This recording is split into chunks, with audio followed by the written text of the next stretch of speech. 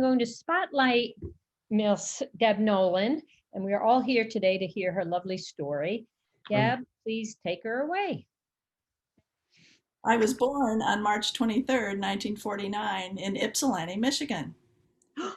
My father was a TV repairman and jazz musician, with weekly gigs playing organ and sax. My mother worked at a variety of clerical jobs from urban planning to medical assistance. I was the youngest of three girls, Linda Lou, Catherine Sue, and Deborah Drew. Yeah, my mother was a closet poet, and she had a strange sense of humor. Music has always been a big part of my life. Music filled the house, whether recorded or live. Many a Friday or Saturday night late or Sunday afternoon, you could hear jazz coming from the living room where musicians would gather. My dad built an early Heathkit reel-to-reel recorder and produced fake books based on tunes that he would record from the local FM station during the day while he was at work. I started playing flute when I was 10. It was flute because Dad didn't have one, and he wanted to add another instrument to his own repertoire of instruments. He played pretty much everything. I learned to sight read playing through the fake books over his right shoulder while he played the piano. The summer before my sophomore year in high school, following my grandmother's death, we moved from Michigan to Flagstaff, Arizona, in an effort to improve my sister Kathy's asthma. It was a very sudden move. 3 weeks after my grandmother's funeral, we were on the road. I missed out on attending summer camp at Interlochen Arts Academy due to the rapid departure. I tried to make up for that loss later when my stepdaughter Catherine attended Interlochen for high school. I thought, well, at least I got to visit and walk the grounds. When I was a senior in high school, my dad and I had a weekly gig at a Chinese restaurant. Him on organ and sax, and me on drums and flute. Also that year, I played third chair flute with the Flagstaff Symphony and made all-state band. As if I wasn't busy enough with school, I ended my senior year 3 months pregnant with my first kid.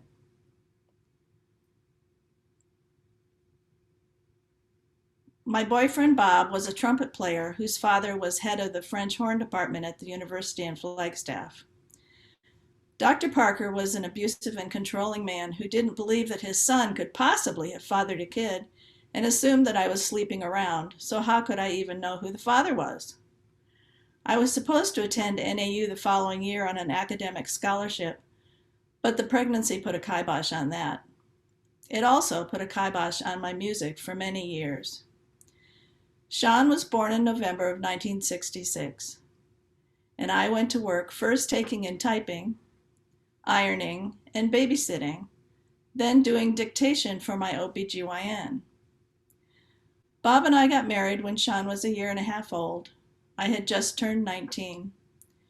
Relations with my in-laws was decidedly strained, though my mother-in-law and I grew close sitting in the ICU waiting room after Bob's appendix ruptured a week after our wedding.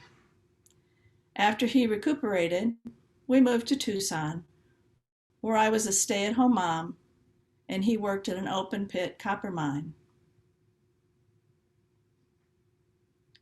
One afternoon, after we'd been in Tucson for about a year, I got a phone call that Bob's father had died suddenly of a heart attack in the bathroom at the university. A pretty fitting end, I thought. Bob was the eldest of 5, so back to Flagstaff we went. We moved into NAU married housing, and Bob started classes as a pre-law major, though he rarely attended classes. I went to work as a cashier, first at a drugstore, then as a grocery store clerk. I found out that NAU had a 2-year nursing program, and I convinced Bob that being a nurse would allow us to afford law school. So he got a job driving trucks out of Los Angeles, and I went to nursing school. He was living with my parents in Southern California, where they had since moved, and he would come home once a month or so. I was maturing and becoming more confident and successful. At the end of my first year, I was awarded a scholarship that covered my second year. And at the end of my second year, I was chosen as Student Nurse of the Year.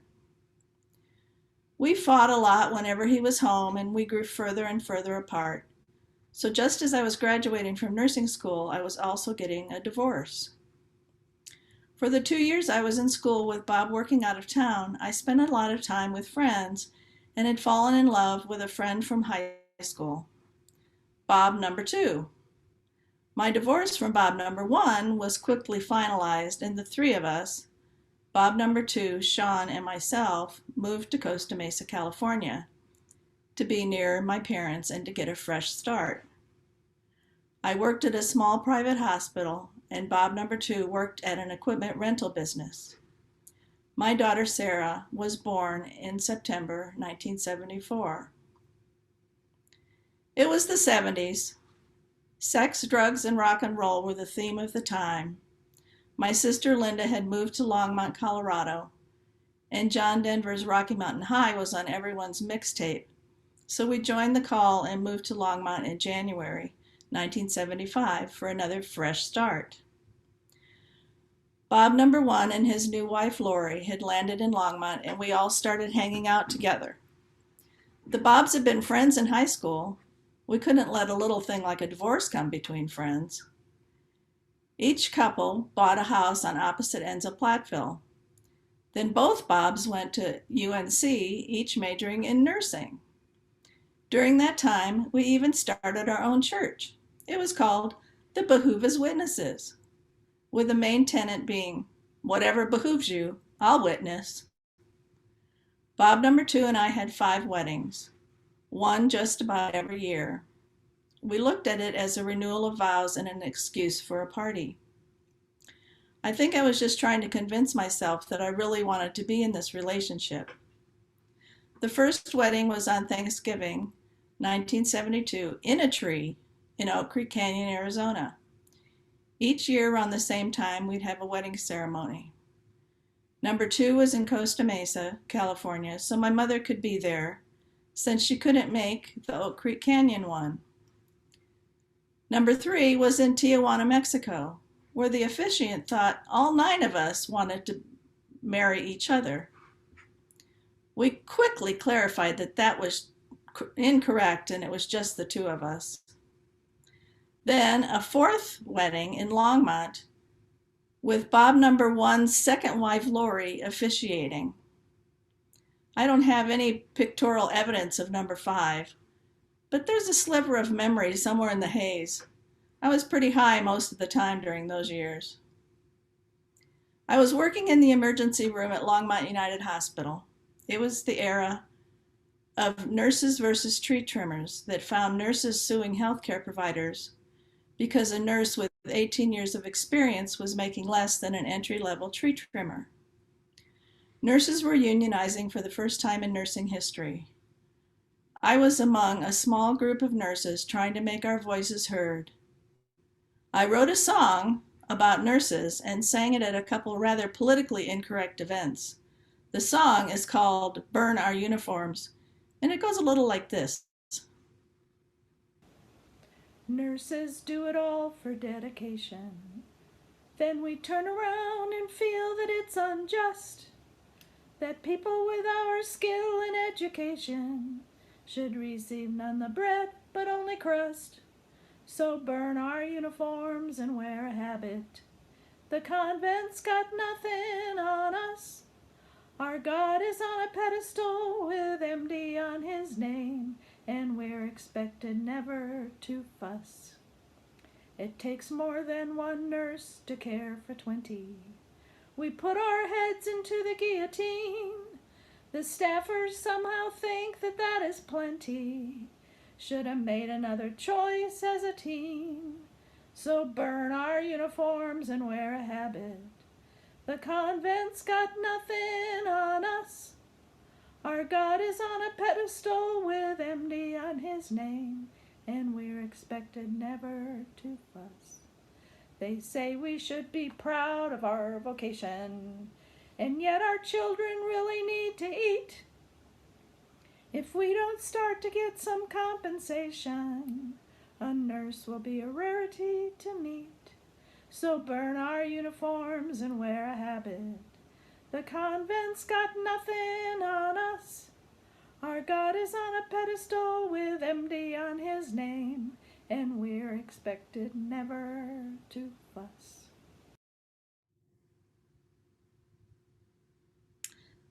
So, needless to say, that little song got me in a bit of trouble.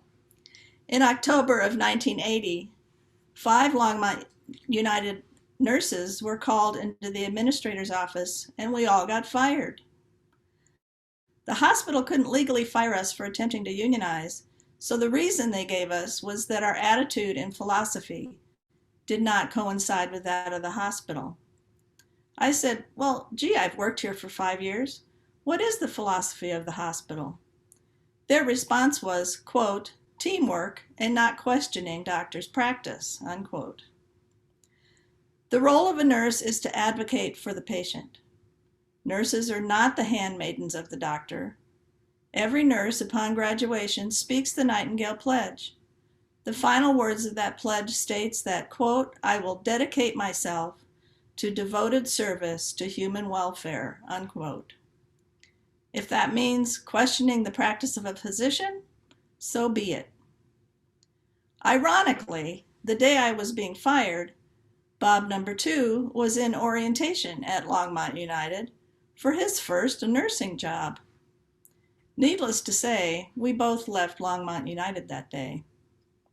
I was tempted to get No Longmont United tattooed on my chest in case I ever needed CPR. 4 of the 5 of us sued Longmont Hospital. I'd always gotten a lot of positive feedback for my nursing, so that really knocked the pins right out from under me. For several months, I stayed home licking my wounds. I refinished my piano, I sewed quilts, and collected unemployment. I tried to do anything I could to avoid being a nurse, but nursing was all I knew. Once a nurse, always a nurse. In the midst of it all, music had re-entered my life. I was in a band. Bob number 2 was on guitar and vocals. A friend played keyboards and sang. We had a bass player who slipped in a little tuba now and then, a drummer, and me on flute, alto sax, banjo, hand percussion, and vocals. The emotional roller coaster that the firing and the lawsuit put me on, however, contributed to my second divorce. We tried to stay together for the band, and even though we'd been renewing our vows annually, it was evident to me that I had to get out. For 2 years, I was in and out of our attorney's office for the Longmont lawsuit. We finally settled out of court, and I used part of my settlement to enroll at UNC as a music performance major. I moved in with my mother in a trailer in Evans and went to school full time. The settlement money, however, didn't carry me very far, so after a year or so, I got a job working 2 nights a week in ICU at North Colorado Medical Center in Greeley. So night shift staff tends to be a pretty tight-knit group. That's where I met Kevin. He was a psych tech on the psychiatric unit. One weekend, I played a wedding for a mutual friend, and we got together at the reception. He was a single parent with 2 boys, aged 9 and 11, who were away visiting their mother for the weekend. Well, I accidentally left my earrings on Kevin's bedside table. His kids found them, so the jig was up, and the rest is, as they say, history. We got married in August 1986. I left school because I was out of money, and I was trying to step-parent 2 boys. My daughter Sarah was pretty much abandoned by her dad in Platteville, so we added her to the mix. I transferred to the emergency department, and because of my ICU experience, I was hired as a flight nurse with Air Life of Greeley, rotating shifts between days and nights. I was also still playing music. I was principal flute with the Greeley Chamber Orchestra. I did struggle at times with balancing nursing and music. If I was working a 12-hour day shift and had a rehearsal or a concert that same day, the last 2 hours of my shift I would be sweating bullets, worried that I'd get a flight to Benkelman, Nebraska, and miss a performance. So after a couple years of juggling my work schedule and my playing schedule, I quit flying and went back to being a nurse in the ER. One of the beauties of nursing is that there are always a lot of opportunities for advancement. The ER educator position opened up and I was offered the job with one condition. I had to work on my bachelor's degree. I had my associates from Flagstaff and I had 2.5 years towards a music degree, so I had to decide which degree to pursue. The administration didn't really care what flavor my bachelor's was, just that I got one. Knowing the amount of rehearsal and practice hours that would be involved with the music degree, I chose nursing. In 1997, I graduated magna cum laude with a Bachelor of Science in Nursing and was also named RN Student of the Year. One of my proudest accomplishments was that I was instrumental in reviving the rape crisis program in Greeley.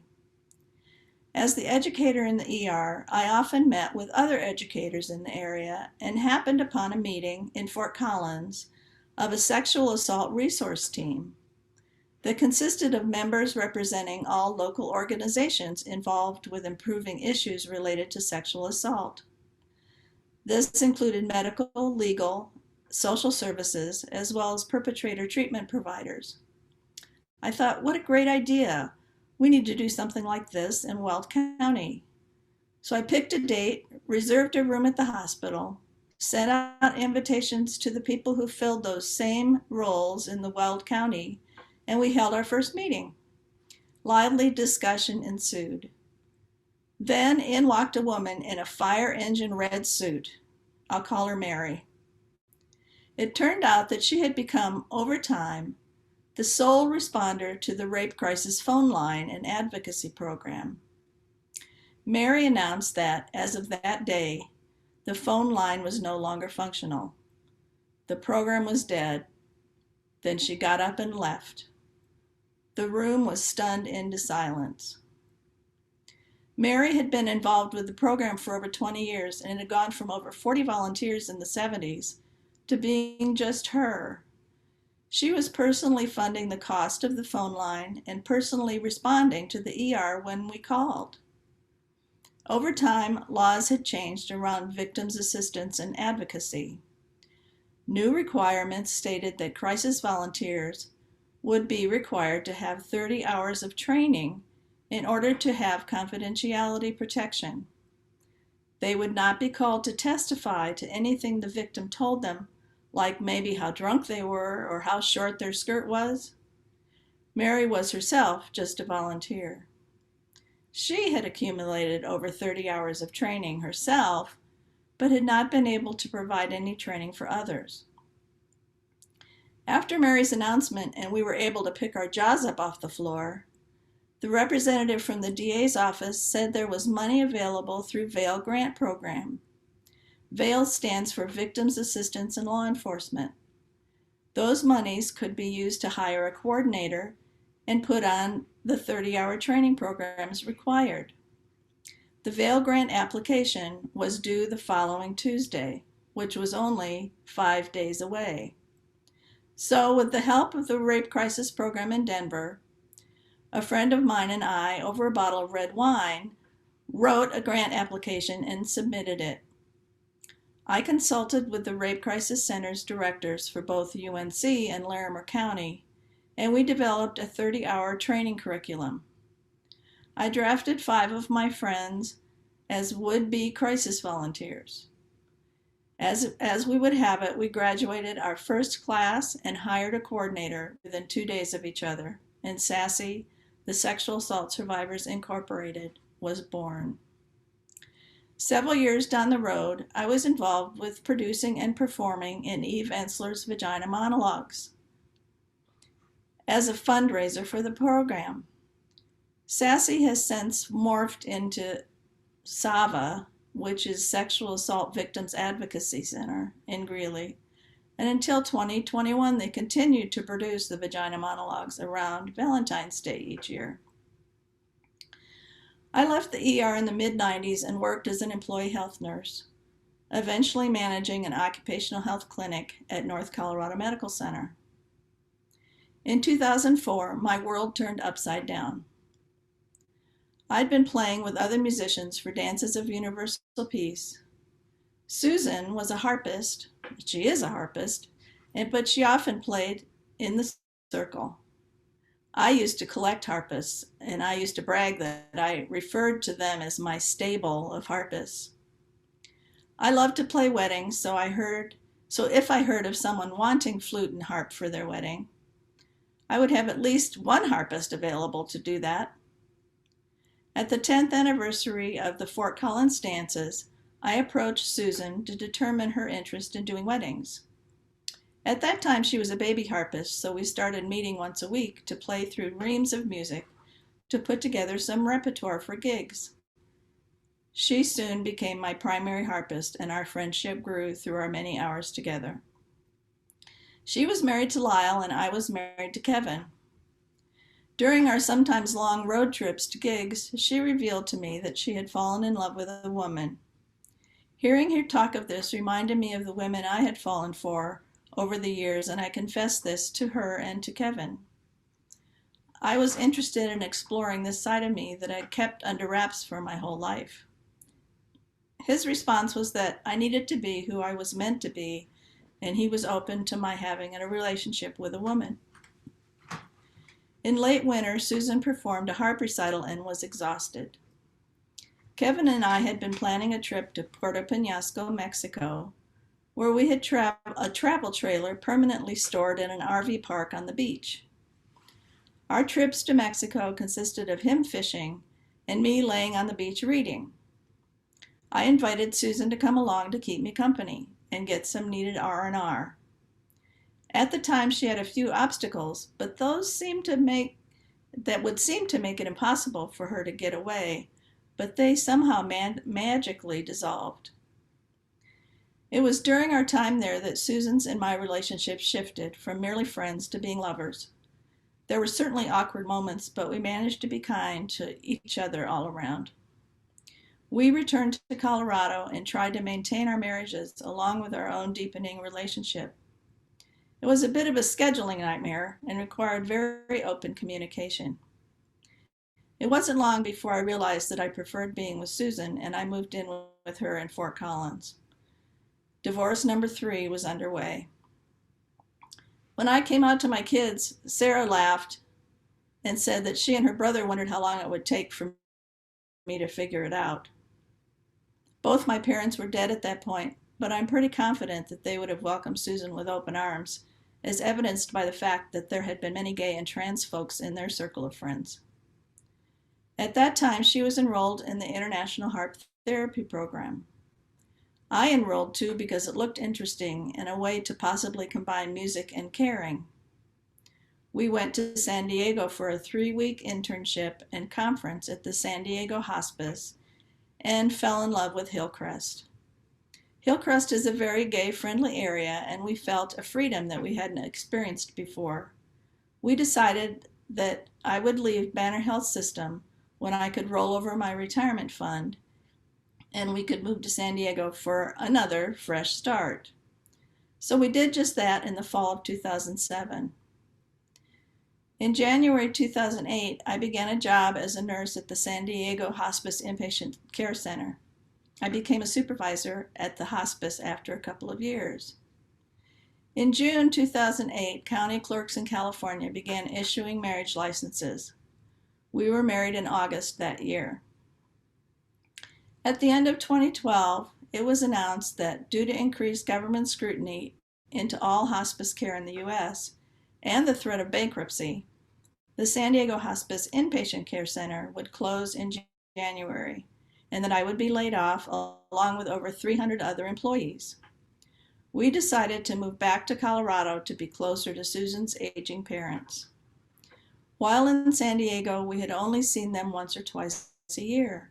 So in January 2013, we moved back, and I got a job doing home hospice care for Shalom Cares in Aurora. I got laid off from yet another hospice job in 2014 for some of those similar reasons, and worked as assistant director of nursing and then staff development coordinator at the nursing home until I retired in January 2019. Music still plays a part, albeit a much smaller part in my life. I play with the Rocky Mountain Flute Choir, as well as being secretary on the board. I play tenor sax with the Colorado Sousa Band. Susan and I sing with Resonance Women's Chorus.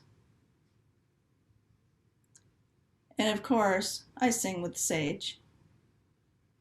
She and I have had the occasional gig playing an event, usually at Shalom. It's no news to any of us that COVID has had an impact on all of the groups and all of our lives, but I am confident that at some point we will be back in the swing of things. I certainly don't need another fresh start. Thank you. Yay! Thanks, Deb. Yay, Deb. Very good. And take you off speaker and put you on gallery view. For those of you who are new, thank you, Deb. That was enlightening, and it's just great to hear people's journey and the paths they've taken to get here. And we're not done. We're not done, ladies and gentlemen. If you want to ask Deb a question or you have a comment, please raise your hand.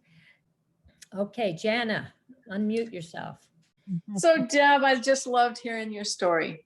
Oh, I've known Deb since 2005, maybe, or maybe even 4. I don't know, because I was at that recital at Susan's house. I just loved hearing your story. I knew a lot of it, but that really tied all the pieces together. And I just think you're a gem.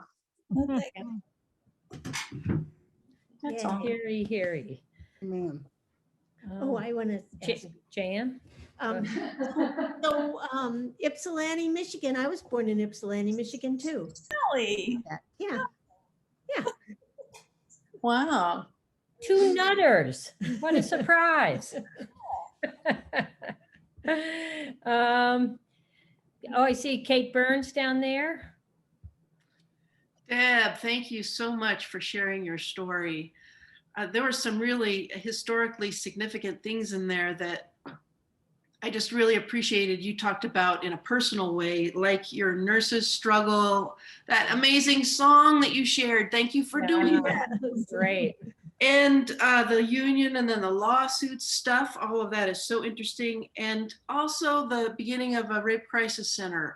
You know, that's history we can't allow to be lost. So thank you for talking about that and sharing your story. Thank you. Thank you. Thank Yeah. you. Mr. Kevin? Yeah, I just want to echo that. Just a fantastic story. It's so amazing to hear about your life. And I think that the Burn Our Uniforms can be song number 101 in the social justice songbook. And honestly, with that and Namaste, I think we have the beginnings of a Sage Singer's songbook of our own, which I would 100% be on board for. That's fantastic. Thanks so much for sharing it. That's true. That's a great idea. Great idea. Yeah. Judith? Yeah, great, just great, Deb, to hear you. I haven't known you for very long. We haven't known you for very long. And I too loved having some of the blanks filled in and learning about your passion for nursing and also your passion and your multiple talents about music, learning more about all of that. So thank you so much for sharing the whole thing. Thanks. He just really started working on it early this morning, so she did a great job. No, we know how, it's, let me ask Deb before I ask anybody else here. Deb, what was the experience like for you Would you share for those who haven't done their story yet? The experience of writing it. Yes.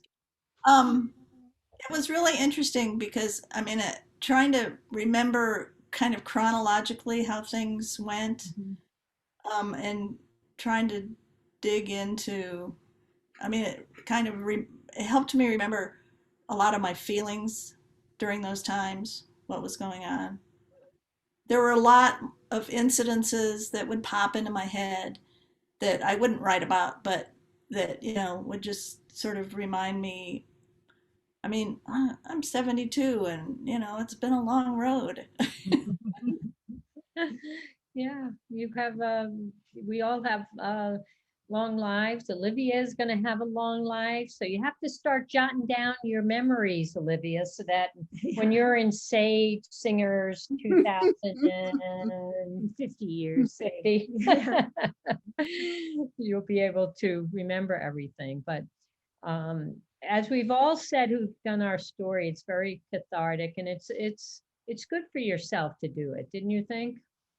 It was, and I found that I needed to edit a little of my language from time to time because it would. You don't need to do that for us. YouTube. Oh, for YouTube, yeah. Okay, did I see Julie Thomas? Unmute yourself. Yep. Hey, Deb, thanks for letting me help you with the video, with the presentation of your photos. And I really enjoyed hearing your story and getting to read it over with you and during our rehearsal time. And I'm so proud that you're a friend, and I'm so grateful that you're my friend. You've done a lot and you've experienced so much in your life, and you've changed people's lives. And I love you a lot, and I appreciate you so much. Being my wingman. Yeah. Sorry, we had Sarah's picture out of order. I kind of went past her too quick. Anyway, we love you. Me too. Cheers. It brings us all closer together, doesn't it? We're seeing each other, in some cases for the first time. Cara White and then Olivia. Deb, we were on the membership team together for Sage, and I knew that you could write fantastic minutes of meetings and in a big hurry.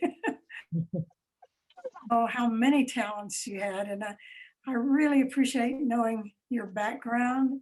I appreciate your honesty and sharing all of that with us. And I knew that you sang in resonance.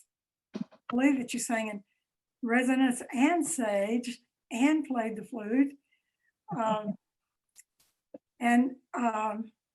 Also, did I hear that you and Susan had married Shanna and Julie? Yes, is that a yes, Deb? Susan, yeah, Susan was the officiant at our legal marriage in California. Olivia was our witness, and Deb and Susan played music for us. Wow. It was beautiful. Nice. Very nice. Thank you, Carol. Olivia, and before I forget out of my head, because that's what happens when you get a little older, Deb, I love that you were a hippie. We would have totally hung out. Raise your hand if you considered yourself a hippie back in the 70s. Linda Mo. Kevin said, "What's a hippie?" Sarah. Okay, Olivia, go ahead. You have to unmute yourself, honey. Yep. I just wanted to say that Deb and Susan really helped raise me, and were such a beautiful part of my growing up and my childhood. And there's so much that I don't know about you and what you've done, and it's so exciting and like emotional to hear about all of that. And I feel so grateful that y'all have been such big influences in my life, and that I can still call you up when I want to chat and hear from you. And I love you both so much, and thank you for sharing everything, Deb. Brings tears to my eyes. It's beautiful, Olivia. Beautiful. Oh, Kathy? Unmute. Deb, I just enjoyed your story so much. I haven't really known you before we met as Sage Singers, so interesting to me. And especially just to see how that whole intersection of choice, coming to know yourself, and chance all figure in our lives. And what especially impressed me was your resilience in moving from one set of experiences. And it wasn't so easy, I'm sure, each time to make that move and growing into a new place. So thank you so much for sharing. Thank you. Thank you, Kathy. Nancy Drescher? Mom, it's great to see you. Happy Mother's Day. Where are you? I don't see There he is. Oh, Or no. no, that's there. Oh, there's there, up there. Okay. Right here. Okay. I think it's funny how us two and Woolsey down here didn't raise our hands about the 70s hippie song. We weren't hippies in the 70s. Yeah. And Linda, it's great to see you. Happy Mother's Day. That's Can you Linda hear me? Tyler. You're getting wished a happy Mother's Linda Day. Tyler, my beloved Aunt Linda. It's Linda Lou. Linda Lou, my favorite aunt, favorite cousin. Anyway, great to hear the story. Thanks. Thank you. And Thanks for coming. Yeah. that is great. And while you said that, I want to wish everybody here a happy Mother's Day today, if you are a mother of a human or a cat or a dog or a bird. We all are mothers of somebody or something. So thank you. So anybody else? Oh, yeah, Linda Tyler, go ahead. I don't know if you can hear me because this doesn't pick up very well. Can you hear me? Right. Yeah. I was just going to say that filled in a ton of blanks for me because I was gone all those years. I was off with my own marriages and off living somewhere else. And so this is really cool to see it all in one place. And you are such a strong, resilient, amazing person. I mean, I have so much admiration for you. I really do. So That's nice. Lovely. Well, you sound like you're quite the person, Miss Deb Noland. I give you crap Yay. all the time. That's not going to stop. My resilience is why I take all your crap, Maureen.